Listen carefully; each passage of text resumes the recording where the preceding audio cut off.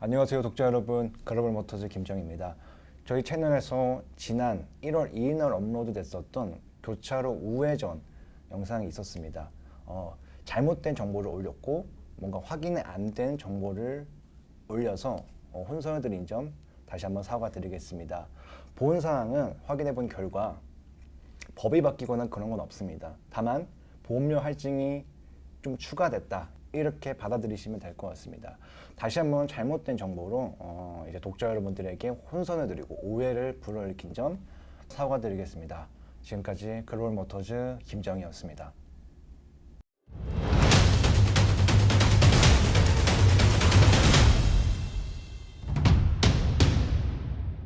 안녕하세요 독자 여러분, 글로벌모터즈 김정입니다. 오늘은 지난주 제가 영상에서 소개해드린 국산차 올해 뭐가 나오나에 이어서 이번 주는 수입차 올해 뭐가 나오는지에 대해서 여러분들에게 간단하게 좀 소개해드리는 시간을 마련했습니다. 그 전에 구독과 좋아요 눌러주시고, 이는 제가 더 나은 그런 영상을 만드는데 영감이 되고 좀 더 열심히 하는 계기가 되니까 반드시 눌러주시길 바라겠습니다. 자, 우선은 독일 브랜드 먼저 설명해 드리도록 하겠습니다.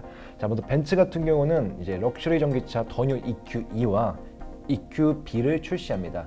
EQ2 같은 경우는 이제 E클래스의 전기차 모델이다라고 생각을 하시면 되고, EQ-B는 이제 SUV, GLB의 전기차 버전이다라고 이해하시면 될 것 같습니다.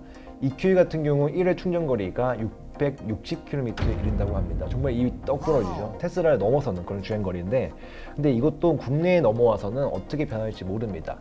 그래도 환경부 인증을 거치더라도 600은 넘지 않을까 저는 이렇게 생각이 들고요. E클래스급이지만은 축거, 이 휠베이스가 E클래스보다 약 180mm, 18cm가 길어졌습니다. 그만큼 무릎 공간이 많이 확보가 됐다는 말인데, 그래서 거의 S클래스급은 아니지만 그래도 그 중간급의 실내 공간을 보여줄 것 같습니다. EQB는 벤츠가 EQA에 이어서 두 번째로 출시하는 컴팩트 전기 SUV입니다.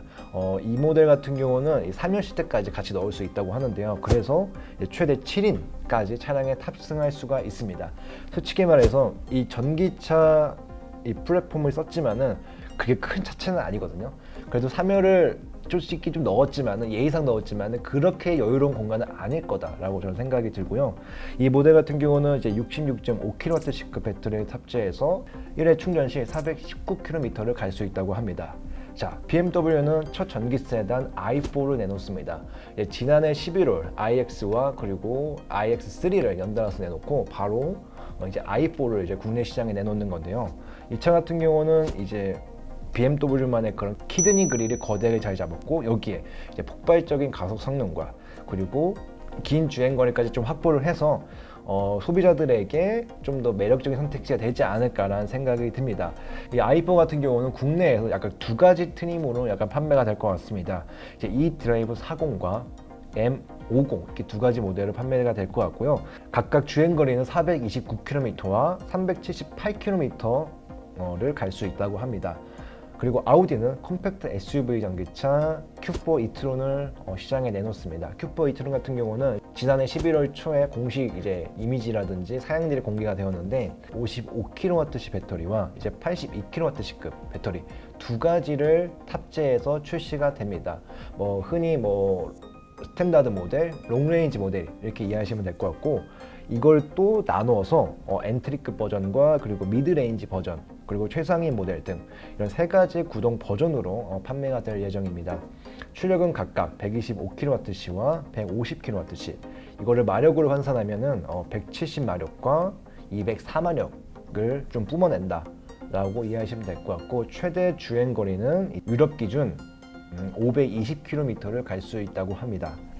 폭스바겐은 이제 국내 시장에 ID4를 들여올 예정입니다. 1월 초에 골프 8세대와 아테온 부분 변경을 출시하는 데 이어서 이 전기차 ID4도 이제 국내에 들여올 계획인데요.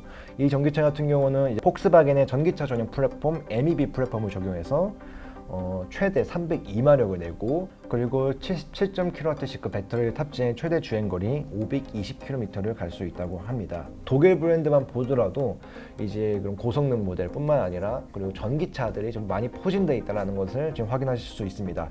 자, 그리고 제가 가장 기대되는 브랜드가 뭐냐면 바로 포드예요. 이 포드가 이제 브론코 그리고 익스플로러 하이브리드를 올해 내놓습니다. 브론코 같은 경우는 미국에서만 사전 계약이 20만 대가 넘을 만큼 엄청난 인기를 보여주는 모델이고요. 이게 드디어 국내 시장에 들어옵니다. 뭐 수량이라든지 또 어떤 트림이 들어올지는 아직 정확하게 공개된 건 없지만 그래도 국내에서 이 국내 번호판을 달고 이 브론코를 볼 수 있다는 거에 좀 더 의미가 있는 것 같습니다.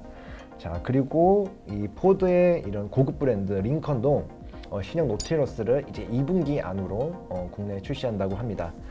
자, 이제 대망으로 마지막 브랜드를 소개해드리고 오늘 영상 마무리하도록 하겠습니다. 지난해 12월 21일 폴스타가 이제 국내에 첫 론칭을 했습니다. 그래서 오는 18일 이제 폴스타 2가 사전 계약에 들어가고요. 이 폴스타 2 같은 경우는 이제 트림에 따라 배터리 용량이 좀 다르지만은 최대 300kWh, 그러니까 408마력과 660Nm의 성능을 발휘한다고 합니다. 그리고 주행거리 같은 경우도 유럽 기준으로 540km를 간다고 합니다.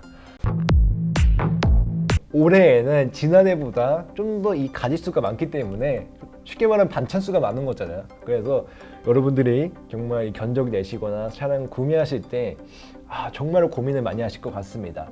그리고 올해 1월부터죠. 이제 전기차 보조금이 이제 보통 6천만 원에서 5,500만 원으로 이제 축소가 됐는데 예전에는 이제 6천만 원 미만이면 전기차 보조금 100%를 받을 수가 있었거든요. 뭐 최대 1,000만 원 이렇게 받을 수가 있었는데 이게 5,500으로 줄었습니다.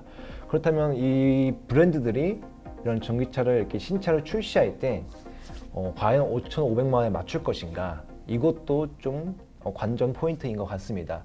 지금까지 수입차 올해 어떤 차가 나오나 여러분들에게 간단하게 리뷰해 드렸습니다. 좀 부족한 설명일지도 모르겠지만 끝까지 시청해 주셔서 감사드리고 다음에는 좀 더 발전된 모습으로 카메라 앞에 섰도록 하겠습니다. 지금까지 글로벌 모터즈 김정희였습니다. 감사합니다.